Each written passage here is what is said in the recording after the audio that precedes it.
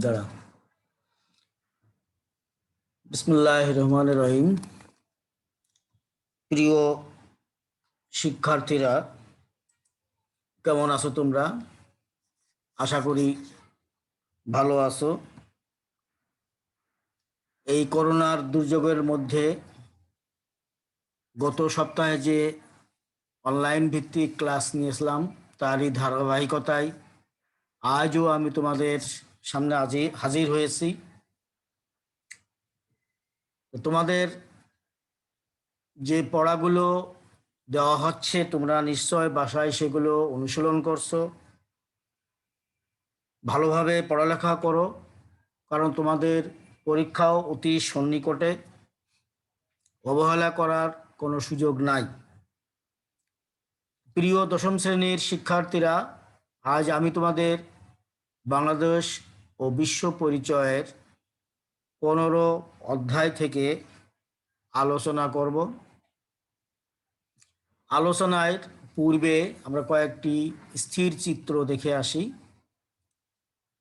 প্রথম যে চিত্রটি দেখা যাচ্ছে এটা একটি শহরের ছবি, শুধু বিল্ডিং আর বিল্ডিং।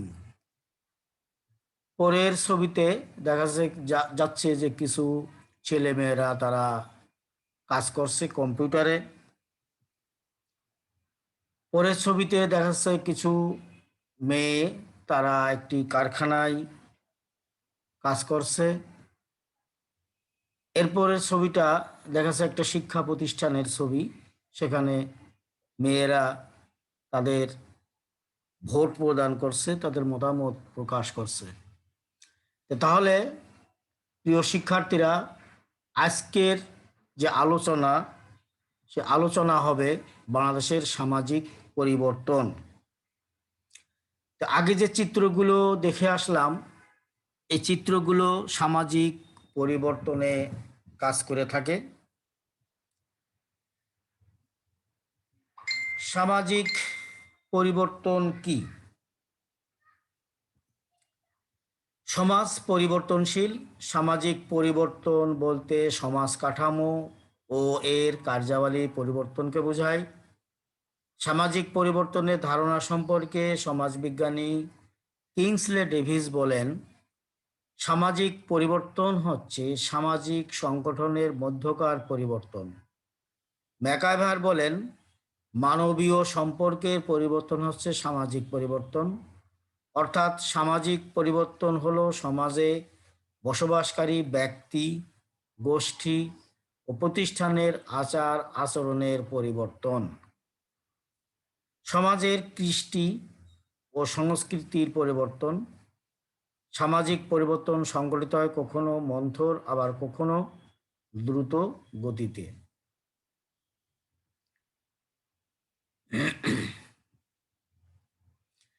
বাংলাদেশের সমাজ পরিবর্তনের উপাদান এবং এর প্রভাব।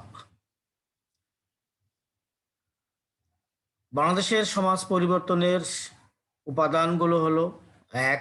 প্রাকৃতিক উপাদান, 2. জৈবিক উপাদান, 3. সাংস্কৃতিক উপাদান, 4. শিক্ষা, 5. প্রযুক্তি, 6. যোগাযোগ, 7. শিল্পায়ন ও নগরায়ন। এখন আমরা এই উপাদান সম্পর্কে আলোচনা করব।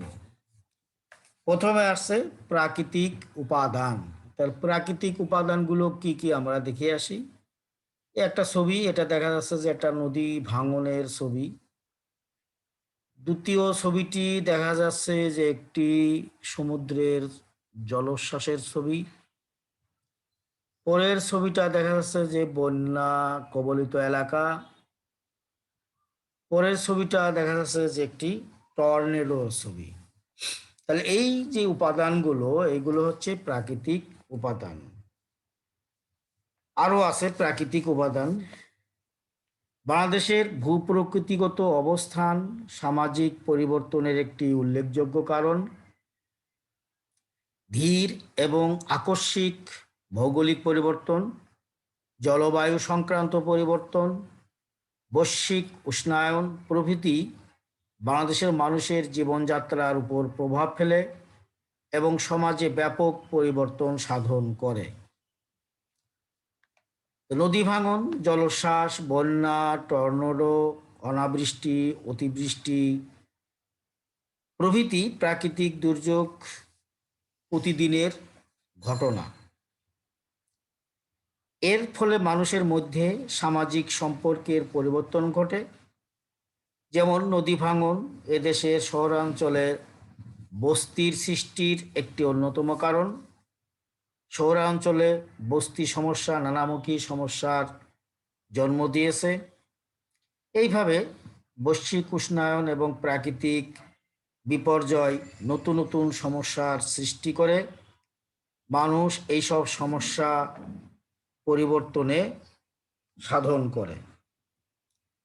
দ্বিতীয় যে উপাদানটি আসছে এখানে আমরা ছবিতে দেখতে পাচ্ছি জনসংখ্যার ঘনত্ব, জন্ম এবং মৃত্যুর হার, তারপর হচ্ছে জনসংখ্যা স্থানান্তর। এটা হচ্ছে জৈবিক উপাদান।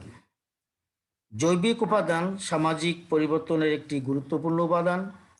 জন্ম ও মৃত্যু হার, গড় আয়ু, জনসংখ্যার ঘনত্ব, জনসংখ্যার প্রকৃতি ও জীবনযাত্রার মান নিয়েই জৈবিক উপাদান।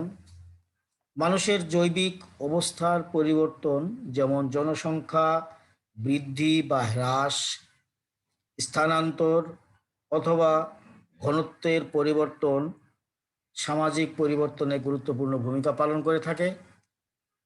জন্ম এবং মৃত্যু হার সমাজ কাঠামো পরিবর্তনে অবদান রাখছে। জনসংখ্যা বৃদ্ধির ফলে বেকারত্ব, শিশুশ্রম এবং কর্মসংস্থানের ক্ষেত্রে তীব্র প্রতিযোগিতার মতো নানামুখী সমস্যার সৃষ্টি হয়েছে।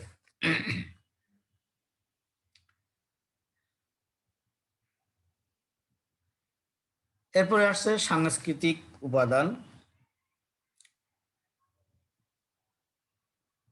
সাংস্কৃতিক উপাদান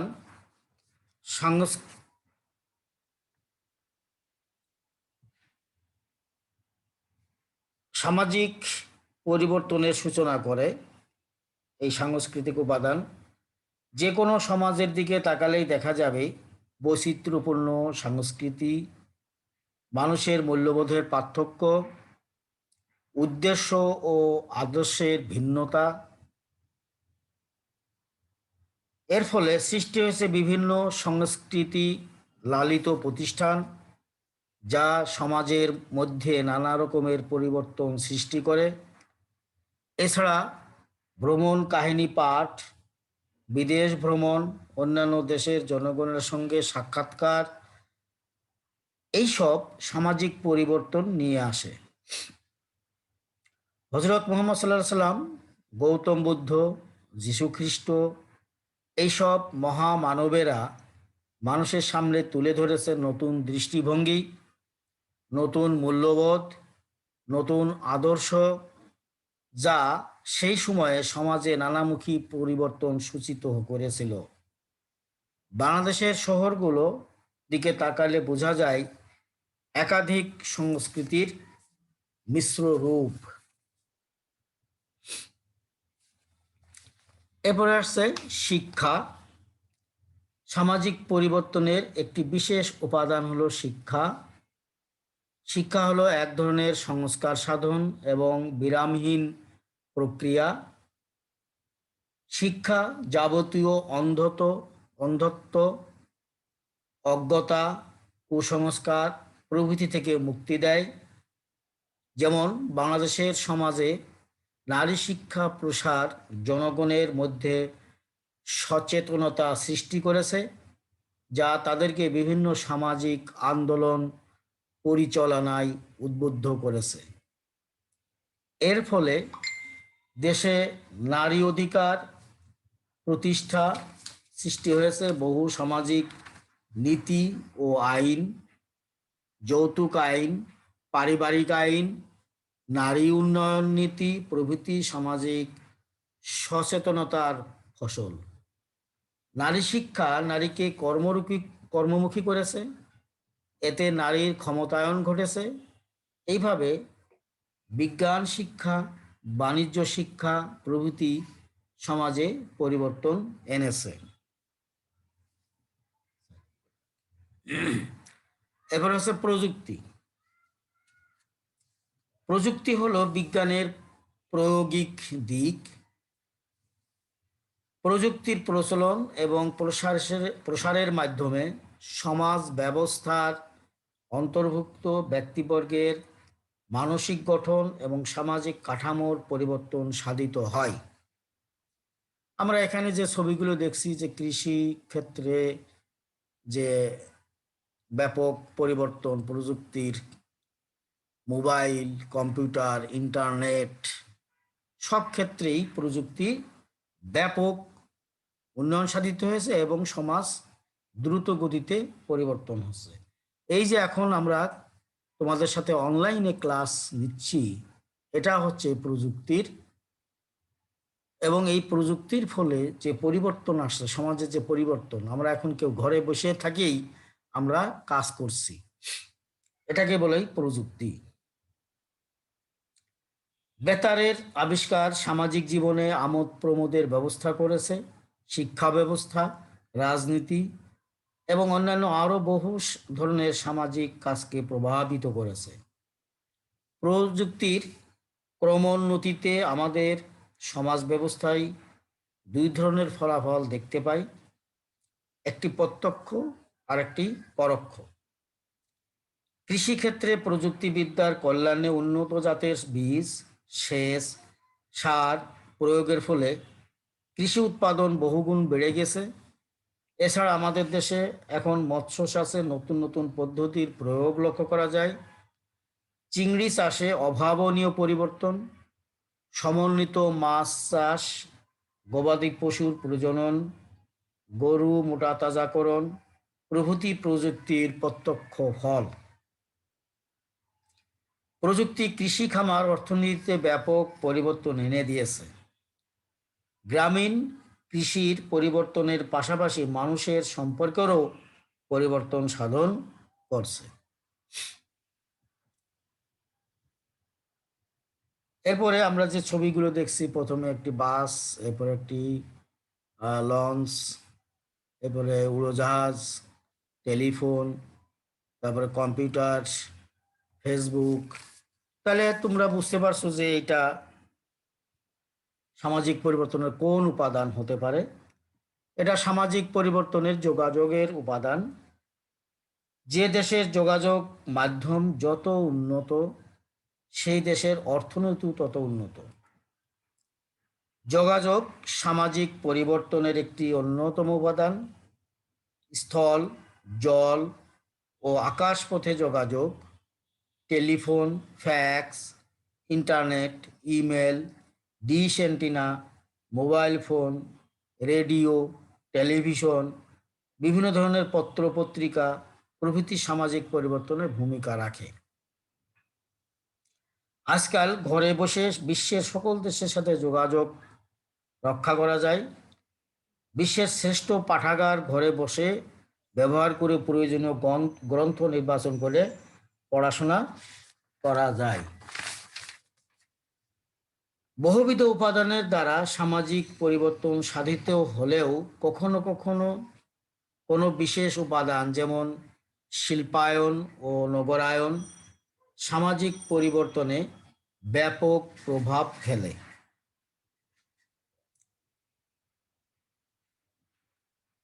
পরের যে আমরা দেখছি, এখানে একটি শিল্প কারখানায় কাজ করছে কিছু শ্রমিক। এখানে একটি শিল্প কারখানা।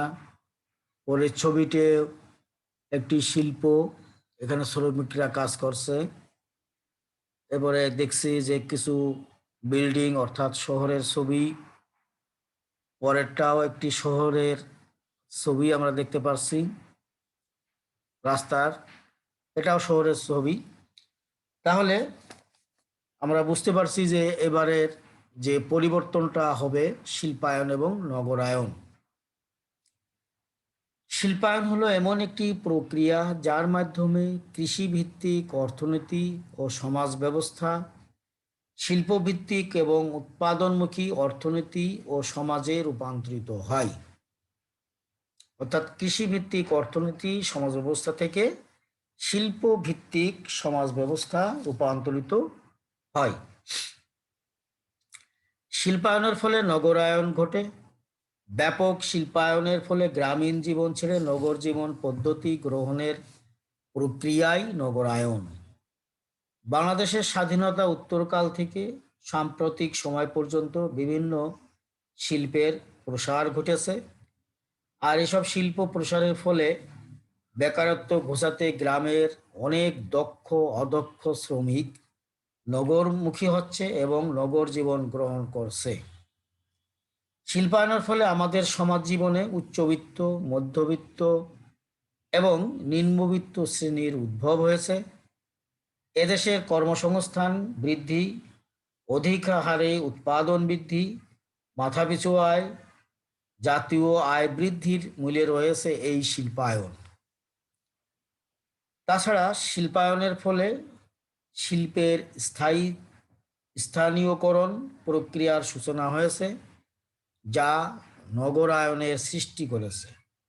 যেমন খুলনার খালিশপুর, চট্টগ্রামের বারোকুণ্ড, সিলেটের ছাতক প্রভৃতি আজ শিল্প নগরী হিসাবে পরিচিত। এখন বিভিন্ন জেলা শহরেও শিল্প অঞ্চল গড়ে উঠেছে, সেখানেও নগরের সৃষ্টি হয়েছে। শিল্পায়ন এবং নগরায়নের ফলে যাতায়াত এবং যোগাযোগ ব্যবস্থার উন্নয়ন ঘটেছে। পুরুষ মহিলা একসাথে কাজ করছে। শিল্প শ্রমিকরা অধিকাংশ সময় কাটায় সহকর্মীদের সাথে।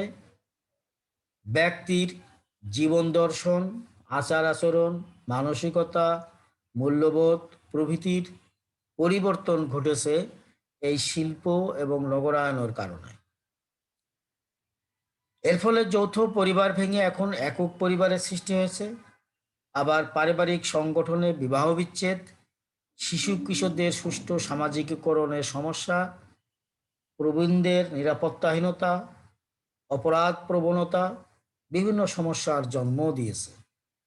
আমাদের দেশের শহরে বস্তির উদ্ভব এই শিল্পায়নের ফসল। শিল্পায়ন শহর অর্থনীতিতে একদিকে যেমন আশীর্বাদ, অন্যদিকে তেমন আবার অভিশাপও।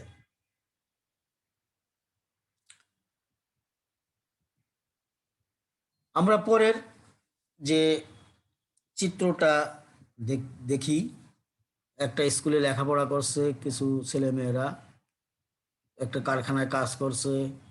আবার এখানে দেখছি যে আর্মির, মহিলা আর্মি, মহিলা পুলিশ, মহিলা ডাক্তার, কারখানায় নারী শ্রমিক এবং একটি অফিসে নারীরা কাজ করছে, আমরা দেখতে পাচ্ছি ছবিগুলো। তাহলে এখানে সামাজিক পরিবর্তন এবং নারীর ভূমিকা, অর্থাৎ সমাজ পরিবর্তনে নারীরা কি কি ভূমিকা পালন করে, আমরা সেটা এখন আলোচনা করব। বাংলাদেশের শিল্পের ক্রমোন্নতি নারীর সামাজিক জীবন এবং মর্যাদার ক্ষেত্রকে প্রভৃতি পরিবর্তন সাধন করেছে। শিল্পের প্রসার আজ নারীকে গৃহের সীমিত পরিবেশ থেকে বাইরের কর্মমুখর জগৎকে টেনে এনেছে। এছাড়া নারী সমাজের চাকরি, বাড়তি অর্থ উপার্জনের সুযোগ সম্প্রসারিত করেছে। শিক্ষাক্ষেত্রে নারী আগের তুলনায় অনেক অগ্রসর হয়েছে। তারা এখন উচ্চশিক্ষার জন্য মেডিকেল কলেজ, সাধারণ বিশ্ববিদ্যালয়, প্রকৌশল বিশ্ববিদ্যালয়, কৃষি বিশ্ববিদ্যালয় সহ বিভিন্ন প্রতিষ্ঠানে পড়াশোনা করছে। চতুর্থ বিশ্ব নারী সম্মেলন বেইজিং 1995 বাংলাদেশ প্রণীত প্রতিবেদনে উল্লেখ করা হয় যে বিশ্ববিদ্যালয় সমূহে নারী শিক্ষার্থীর সংখ্যা মোট শিক্ষার্থীর শতকরা 23%, অর্থাৎ ব্যাপকভাবে নারীর শিক্ষার দিকে অগ্রসর হয়েছে। নারী শিক্ষার সম্প্রসারণের লক্ষ্যে সরকার উপবৃত্তি প্রকল্প চালু করেছে, যা গ্রামীণ নারী শিক্ষাকে আরও এক ধাপ এগিয়ে নিয়েছে। নারী এখন শিক্ষার পাশাপাশি বিভিন্ন কর্মক্ষেত্রে নিয়োজিত হচ্ছে। একসময় নারী শুধু গৃহস্থলীর কাজের মধ্যেই সীমাবদ্ধ ছিল। আজ নারীরা বাংলাদেশের শহর এলাকার পোশাক শিল্প, ওষুধ তৈরি কারখানা, টেলিফোন ও টেলিযোগ শিল্প, পাট, চা, কাগজ শিল্প, স্থাপত্য শিল্প, মৎস্য প্রক্রিয়াজাতকরণ প্রভৃতি শিল্প এবং কলকারখানায় চাকরি করছে। এছাড়া শিক্ষিত নারীরা বিভিন্ন পেশা যেমন চিকিৎসা, আইন, শিক্ষকতা, পুলিশ, বিচার বিভাগ সহ বিভিন্ন সরকারি ও বেসরকারি প্রতিষ্ঠানে কাজ করছে। সরকারি চাকরিতে প্রশাসন, পুলিশ, ডাক, সমবায়, আনসার সহ প্রায় সবগুলো ক্যাডারে নারীদের বিরাট একটা অংশ চাকরি করছে। আমাদের গ্রাম পর্যায়ে নারীর সরকারি সংস্থা কিংবা বেসরকারি সংস্থা থেকে ঋণ নিয়ে আত্মকর্মসংস্থান সৃষ্টি করেছে। এই কর্মসংস্থানগুলোর মধ্যে রয়েছে বৃক্ষরোপণ, নার্সারি, গরু মোটাতাজাকরণ, ছাগল পালন, মৎস্য চাষ, মধু চাষ, হাঁস মুরগি পালন, টেইলারিং, ফলমূলের ব্যবসা প্রভৃতি। তাদের আয়ে সংসার চলছে, সন্তান পড়াশোনা করছে, পরিবারের সদস্যরা স্বাস্থ্যসেবা পাচ্ছে। আবার এসব নারী পুরুষের পাশাপাশি বহু সামাজিক দায়িত্ব পালন করছে। সামাজিক পরিবর্তনের সাথে সাথে বিভিন্ন ক্ষেত্রে নারীর ভূমিকাও পরিবর্তন ঘটেছে। নারীর ভূমিকার এই পরিবর্তন নারীর ক্ষমতায়নকে পথ সুগম করেছে এবং নারীকে মর্যাদার আসনে অধিষ্ঠিত করেছে। তো প্রিয় শিক্ষার্থীরা, আশা করি তোমরা বুঝতে পেরেছো। তোমাদের বুঝতে যদি কোনো প্রকার সমস্যা হয়ে থাকে তাহলে তোমরা কমেন্ট সেকশনে কমেন্ট করবে, আমি উত্তর দেওয়ার চেষ্টা করব। সবাই ঘরে থাকো, ভালোভাবে পড়ালেখা করো, সুস্থ থাকো। আল্লাহ হাফেজ।